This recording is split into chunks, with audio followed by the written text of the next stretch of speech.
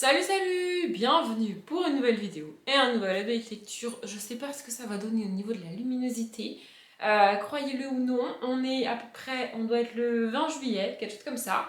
Il est 11h30 du matin et il pleut. Donc la luminosité est dégueulasse, comme si on était en plein mois de novembre. Je ne peux pas faire autrement, je ne suis pas maître de la météo, donc voilà. Ça sera comme ça, je suis désolée. J'ai vaguement essayé de toucher les réglages de mon appareil photo, mais je vous avoue que j'ai la flemme de toucher tous ces trucs. Donc, ça sera comme ça, et puis c'est tout. Au niveau des lectures, alors, je l'ai dit en vlog, il me semble, juin a été un mois de lecture génial. J'ai eu un seul abandon au mois de juin, de mémoire. J'ai eu que des livres vraiment très cool, j'ai adoré, c'était vraiment parfaitement bien. Mais alors, le mois de juillet, mon Dieu, le mois de juillet, une catastrophe. Niveau lecture, une catastrophe. Potentiellement, vous aurez un update de lecture complet avec que des abandons, parce que vraiment, c'est une catastrophe, je ne peux pas faire autrement, c'est une catastrophe. Et là, on va commencer avec 2 abandons, et ensuite, on aura 2 livres que j'ai terminés et que j'ai aimés. Et pour juillet, c'est rare, croyez-moi, c'est rare.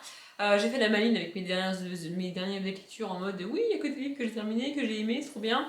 Ça va changer. Ça va changer, ça va changer. Bref, on y va, c'est parti. Le premier, c'est Levana. Alors, parfois, c'est indiqué que c'est le tome 3,5 des Chroniques lunaires. Parfois, c'est mis que c'est le préquel.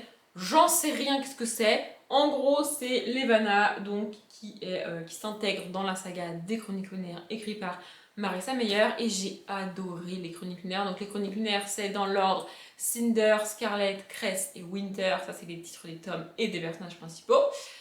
Et donc en fait dans cette saga, l'autrice a repris 4 contes, oui 4 contes de 4 contes de Disney, enfin que nous on connaît grâce à Disney mais qui ont été écrits par d'autres gens à la base. Bref, donc Cinder c'est Cendrillon, Scarlet c'est le petit chaperon rouge, Cress c'est Réponse et Winter c'est Blanche-Neige. Voilà, voilà. Et donc elle a intégré tout ça dans un espèce de monde mi-science-fiction, mi-steampunk,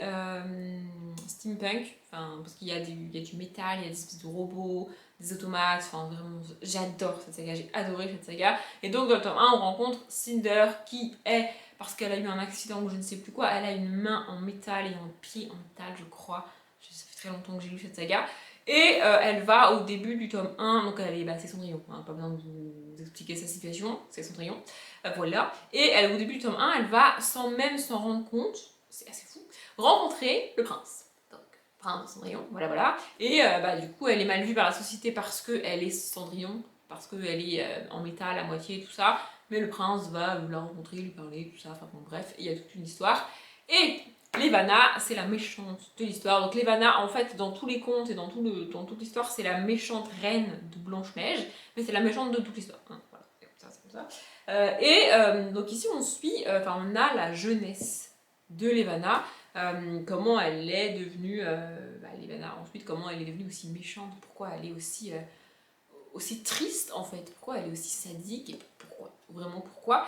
Et j'ai pas lu ce livre, j'ai lu quoi? J'ai lu 27 pages, parce qu'en fait, alors déjà j'ai mis 3 jours à lire 27 pages, ah le soleil arrive, magnifique. Bref, donc déjà j'ai mis 3 jours à lire 27 pages. Première chose qui m'a bloquée, c'est quelque chose que je fais tout le temps quand je lis un livre. Quand je commence le livre, je regarde combien de pages fait le premier chapitre, et si je vois qu'il est très long, je vais voir si les autres chapitres sont très longs aussi. Je fais un petit peu défiler les pages. Et en fait, dans ce livre-là, il n'y a pas de chapitre.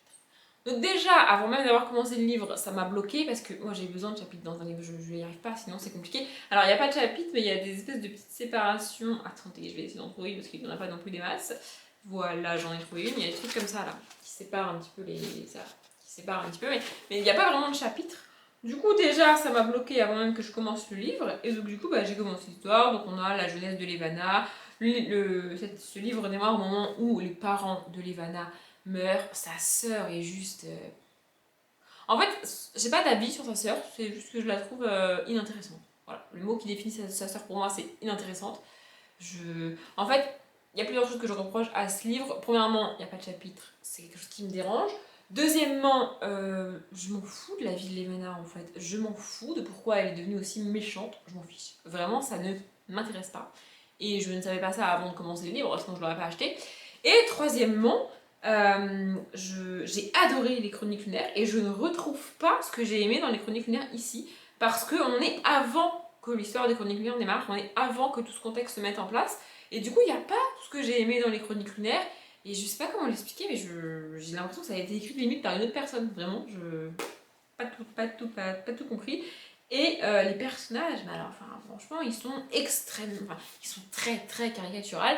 Peut-être que j'ai pas eu cette impression-là dans les Chroniques lunaires parce que, bah, du coup, Cinder est basé sur Cendrillon, donc c'est pas vraiment une caricature, mais je connaissais déjà le personnage avant. Enfin, Marissa Meyer a repris le personnage là et l'a intégré à son histoire. D'ailleurs, elle a fait ça de manière géniale. Genre la citrouille, la pantoufle, tous les éléments de chaque conte, donc la citrouille, la pantoufle pour Cendrillon, le loup, la cape pour le petit chaperon rouge et ainsi de suite. Tous ces éléments-là sont intégrés de manière parfaite et géniale à l'histoire. En fait, ils font pleinement partie à l'histoire. Ils sont pas juste là parce qu'ils font partie du conte original. Vraiment, elle a fait ça de manière génialissime. Et là, je retrouve pas ce génie, je retrouve pas tout ce que j'ai aimé dans les Chroniques lunaires. Et Levana, voilà. En fait, je l'aime pas dans les Chroniques lunaires parce que c'est la méchante, évidemment, c'est le but. Et là, du coup, en fait, j'ai pas envie de lire son histoire, ça ne m'intéresse pas. Vraiment, ça m'intéresse pas. Donc du coup, bah, j'ai pas lu. J'écoutais quand même la... Je vais quand même vous reciter la musique parce que c'est la musique que j'ai écoutée pour les Chroniques lunaires et j'adore cette musique. Donc c'est Like I Can de Sam Smith. Voilà. Ensuite, j'ai lu Au délice des anges de Cathy Cassidy. J'ai pas vraiment lu, hein, j'ai lu quoi 50 pages. Voilà, j'ai lu 50 pages, magnifique. Même pas, un peu moins, 48, on s'en fout. Pas compris ce livre, vraiment, bah, c'est quoi l'intérêt? Ça m'intéresse pas. En fait, ce qui ressort de mes abandons au mois de juillet, c'est ces livres ne m'intéressent pas. Du coup, j'ai commencé à me poser une question que je n'aime pas me poser, à savoir est-ce que c'est ma faute? Est-ce que ça vient de moi? Mais juste vraiment, ça m'intéresse pas, ça me plaît pas, je trouve ça nul. Donc ici, on rencontre Ania qui vit en Pologne avec sa mère et sa sœur. Son père est parti travailler en Angleterre il y a quelques mois ou années, je ne sais plus. Et au tout début du livre, elles vont déménager et donc quitter la Pologne pour rejoindre leur père, enfin son père à Ania, en Angleterre. Et en gros, c'est l'histoire de leur intégration qui ne se passe pas forcément bien. Elle parle pas hyper bien en anglais, elle a un accent. Son père et sa mère galèrent pour travailler, ils vivent dans un petit appartement, enfin voilà, c'est les galères de l'immigration, n'est-ce pas? Mais ça m'intéresse pas, enfin je veux dire, je m'ennuie à lire ça, et c'est dommage parce que moi je viens d'une famille, toute la famille du côté de mon père est d'origine portugaise, et mes grands-parents ont donc immigré en France en fait, enfin ils sont venus s'installer en France alors qu'ils avaient... Enfin, ils n'étaient pas obligés de le faire, voyez-vous. Donc, je ne serais pas en France s'ils n'avaient pas fait ça. Donc, je suis issue d'une famille d'immigrés. C'est comme ça. Et du coup, c'est un truc qui m'intéresse. Enfin, je veux dire, toute l'intégration de mes grands-parents en France, c'est quelque chose, ça a été quelque chose d'extrêmement difficile, comme toute immigration, comme toute intégration dans une autre culture, dans un autre pays avec une autre langue. Mais là, je me fais chier. Je suis désolée, mais je me fais chier en lisant ce livre. Vraiment. Je m'ennuie, c'est très très long et très très lent. Elle a pas envie de quitter, mais en même temps elle a envie d'y aller, puis elle va à l'école, et puis les gens ils sont méchants, et elle parle pas anglais, et si elle parle... Oh, ça me gonfle, vraiment, ça m'a gonflé. Je me suis ennuyée au possible. J'ai trouvé ça nul, et j'ai même pas retrouvé...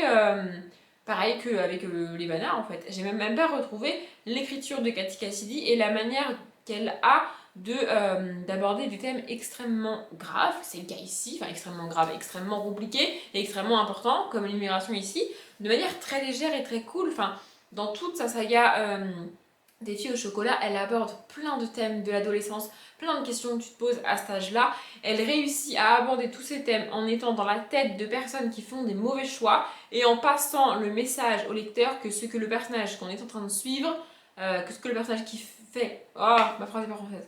Que ce que le personnage... Oh, bon, bref. En gros, le personnage qu'on suit, on est dans sa tête, il fait des trucs pas cool, et le lecteur comprend que ce que le personnage qu'on suit fait n'est pas cool. Ah, j'ai réussi à faire la phrase, vous avez vu. Mais là... Oh là là, c'est long, c'est lent. Et puis alors en plus, la couverture te promet une espèce de pâtisserie, des bonbons, des trucs cool. Elle est où la pâtisserie? Ils sont où les pâtisseries? Vraiment, elle est où la boulangerie? C'est où tout ça? Y a rien. C'est long, c'est vraiment très très long. Et je m'ennuie. Du coup, j'ai pas eu envie de m'ennuyer, donc je suis passée à autre chose. Voilà. On passe au livre que j'ai terminé et que j'ai aimé. C'est quand même plus cool. Donc, je vais essayer de le dire à l'anglaise. Attention à mon accent. Crossing the Line de Simone Elkeles. Donc Simone Elkeles, c'est celle qui a écrit la saga Irrésistible. Donc Irrésistible, alchimie, passion et fusion. Je crois que dans ce ordre-là, c'est dans cet ordre-là, je ne sais plus, bon bref. Ici, on n'est pas du tout dans la... Enfin, c'est un livre qui n'a rien à voir avec la saga, mais comme c'est souvent le cas chez les autrices de romance, on retrouve le même contexte. C'est-à-dire que dans Irrésistible, on suit des garçons mexicains, enfin oui, d'origine mexicaine, qui vivent aux États-Unis et qui donc on est dans une ambiance de cartel, de gang, avec des meurtres, des armes, des tatouages, j'allais dire des combats, c'est pas vraiment des combats, c'est plutôt des bagarres, voyez-vous. Et ici c'est à peu près la même chose, sauf que c'est le personnage féminin qui est mexicaine. Et on suit et donc Ryan qui vit aux États-Unis, et donc on est à la frontière vraiment mexicaine américaine. Voilà, voilà. Et on va suivre ça. J'ai adoré ce livre. Vraiment, je l'ai bouffé en 2 jours et demi, je crois, un truc comme ça. Vraiment, j'ai adoré. C'était vraiment génial. La fin m'a détruite. Je ne m'attendais tellement pas à cette fin. Vraiment, c'était horrible. Bref. Et en plus, on a un petit, enfin un petit élément, c'est pas, je dis ça comme si c'était fun, c'est pas fun du tout. On a, enfin, tout le long du livre, vraiment, on parle de leur rituel pour enterrer leurs morts. Oui, c'est pas très gai, mais en même temps, on est avec des gangs et des personnes qui meurent. Donc bon, voilà. Donc voilà, tout ce rituel-là, ils ont quelque chose d'extrêmement positif autour de la mort. Vraiment, ils voient en fait la mort comme un voyage, une seconde vie, et du coup ils célèbrent la mort. C'est quelque chose avec lequel on a beaucoup de mal en Europe parce que c'est pas comme ça qu'on fait en Europe, c'est pas comme ça qu'on vit un deuil en Europe. Mais vraiment, j'ai adoré suivre ça, c'était vraiment très cool. Bref, et donc pour l'histoire, on a donc Ryan qui vit aux États-Unis avec sa mère qui n'en a clairement rien à foutre de sa gueule. C'est à se demander pourquoi elle a pas avorté, vraiment. Je veux dire, on est. Bref. Et donc son beau-père qui est détestable possible, hein, vraiment, qui est un connard fini, et pas d'autre mot, je suis désolée. Et du coup, au début du livre, il décide, donc c'est l'été, donc je l'ai lu parfaitement au bon moment, c'est les vacances d'été, et donc au début du livre, il décide de partir au Mexique, donc je sais plus quelle ville frontalière du Mexique, bref, pour s'entraîner à la boxe, parce que c'est quelque chose qu'il aime faire, c'est quelque chose qu'il veut faire, et comme il n'est pas très doué à l'école et qu'il n'a pas très envie de faire des études supérieures, parce que c'est leur été entre ce qui correspond à la terminale et aux études supérieures, voyez-vous. Et donc il n'a pas envie de faire des études, il n'est pas très doué pour ça, et il se dit je vais aller au Mexique, je vais me trouver un entraîneur et je vais boxer pour en faire ma vie, en faire mon métier. Et donc c'est ce qu'il veut faire pour cet été-là. Et juste avant de partir, il rencontre une fille, donc Delilah, qui a un petit peu fugué, elle n'a pas vraiment fugué, en gros elle a fait le mur pour venir aux États-Unis, assister à un concert, et donc voilà, c'est comme ça qu'ils se rencontrent, et du coup une fois qu'il va au Mexique, il retrouve Delilah, et on va les suivre tous les deux, et comme je l'ai dit, il y a toute une histoire de gang, et tout le but du livre c'est d'essayer de comprendre qui fait quoi, et qui sont les gentils, qui sont les méchants au milieu des gangs. Il y a un truc que je trouve dommage, c'est qu'il y a une espèce de twist à la fin, il y a une révélation de fin que j'ai deviné à peu près 50-60 pages avant qu'on ait cette révélation. Je trouve dommage de l'avoir deviné si peu de temps avant qu'on me la donne en fait, mais bon, c'est pas grave. Vraiment, j'ai beaucoup. Et donc, c'est une romance, hein, je le précise, parce que voilà. Et donc, on a une romance entre ces deux personnages-là qui sont pas vraiment faits pour être ensemble et qui sont pas vraiment aidés dans leur relation, on va dire ça comme ça. Mais vraiment, j'ai adoré ce livre, ça se lit extrêmement bien, c'est vraiment très cool. J'ai préféré ce livre à toute la saga Irrésistible, vraiment. Du coup, vraiment, j'ai adoré, c'était vraiment génial. Je suis très contente de l'avoir lu et je vous le conseille vraiment, vraiment. Pour l'été, c'est vraiment parfait. En plus, il fait chaud.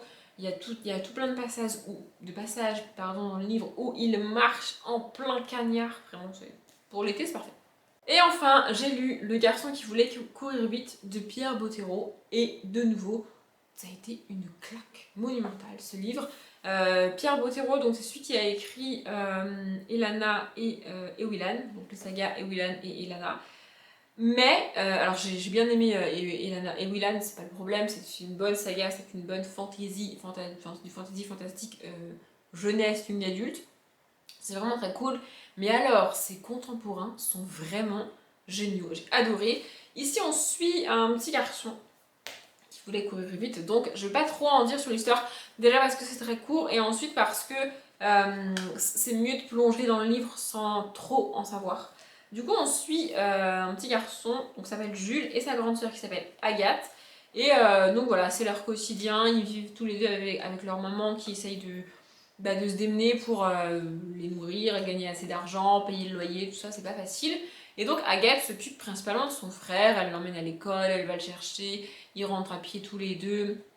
On a un petit peu l'enfance avec Jules, parce qu'il doit avoir 7-8 ans, un truc comme ça. Et il a appris l'adolescence avec Agathe, qui est au collège et qui doit avoir 13 ans, je pense, quelque chose comme ça. Et donc voilà, on a leurs deux vies et il y a toute une histoire avec la course. En fait, je vais essayer d'en dire un tout petit peu, vraiment. Mais en fait, juste avant que le livre démarre, parce que l'histoire démarre vraiment juste après, il s'est passé quelque chose. Il y a eu un événement autour de Jules qui fait que Jules a quelques séquelles de cet événement. Et Agathe essaye d'aider son frère au quotidien parce que c'est pas facile, parce que il a, comme je l'ai dit, des séquelles de cet événement et du coup, voilà. Leur mère peut pas vraiment les aider parce qu'elle passe déjà beaucoup de temps à travailler pour essayer de gagner de l'argent. Elle s'occupe de la maison, elle fait déjà beaucoup et donc du coup, Agathe se retrouve à aider son frère au quotidien, à essayer de comprendre ce qui se passe, de lui apporter ce dont il a besoin et de courir avec lui. Vraiment, j'ai adoré ce livre, c'est vraiment génial. La plume de Pierre Bottero est juste magnifique. Voilà, je vous conseille vraiment ce livre. J'ai lu aussi Tourbé de mon amour de Pierre Bottero qui est dans la même collection. Vraiment, j'ai adoré. Je l'ai dit quand j'ai lu Tourbé de mon amour, je le redis ici. Je vais lire, je pense, tous les livres qu'il a écrits et qui ont été réédités dans cette collection. Parce que franchement, c'est trop cool. Vraiment, voilà, je vous conseille Pierre Bottero à 1000%. Si vous voulez tenter de la fantaisie et du fantastique avec Ewilan, tentez le coup. Mais franchement, pour moi, ça, c'est à peu près 1000 fois mieux que Ewilan. J'ai l'impression d'avoir été efficace pour cette update lecture. Du coup, je m'arrête là. J'espère qu'il vous a plu. Comme d'habitude, je vous souhaite une bonne journée, un bon après-midi, un bon appétit ou une bonne nuit. Et je vous dis à bientôt.